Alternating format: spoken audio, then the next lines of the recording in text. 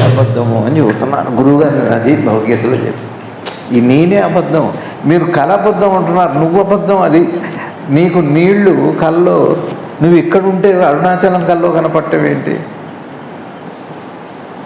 నువ్వు ఇక్కడ ఉంటే అరుణాచలంలో ఉండటం ఏంటి? అబద్ధం అనే కదా. ఇప్పుడు మనమేమంటున్నాం, దాన్ని అబద్ధం అంటున్నాం. అసలు అబద్ధం ఏమిటి అంటే, దృశ్యమానంతో వస్తుంది, దృశ్యమానంతో పోతుంది. అది నేనే. అది ఎట్లా ఏర్పడదో కల్లో అరుణాచలం ఎట్లా ఏర్పడిందో మాయలో, నేను కూడా అట్టనే ఏర్పడది. అంటే అరుణాచలం రాగానే నేననే భావం వచ్చింది, రెండైంది. అదే అనుభవం అంటే.